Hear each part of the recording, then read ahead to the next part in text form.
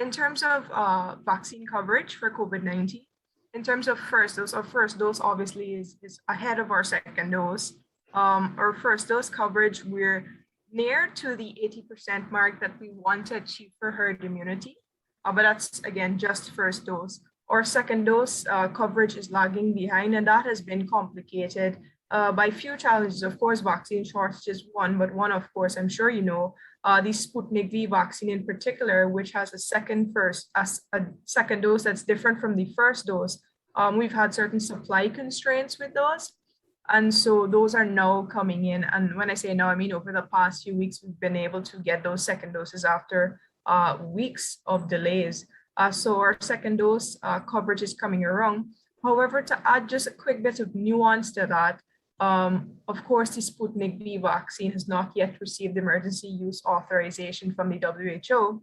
And with a country like the US, for example, being our main travel destination, and they're not accepting the Sputnik V vaccine, we see there's this sort of hesitancy emerging now for persons to go and get that second dose.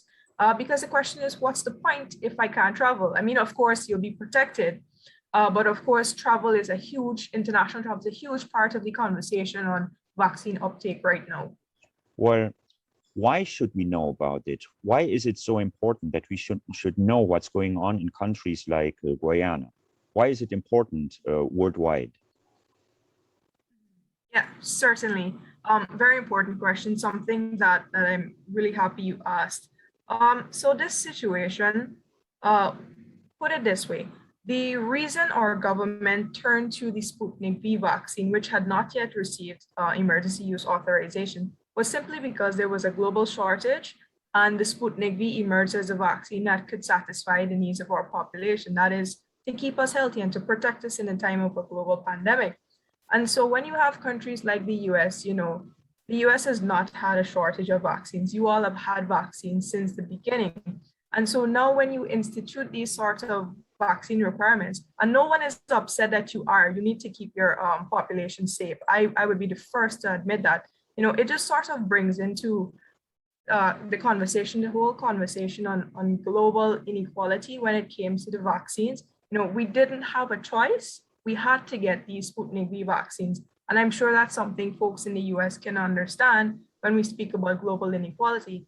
And so when these travel requirements are instituted, but they sort of place an additional barrier on who is vaccinated with what type of vaccine, it really just reminds us why we had to take those vaccines in the first place, right? And so I think people are upset, people in Guyana might be upset that they can't travel to the US, but I think the US and all other countries, let me not keep it to the US alone, but I think the wider conversation we should be having is the whole situation of vaccine inequality and the fact that we did not have a choice but to get those Sputnik V vaccines.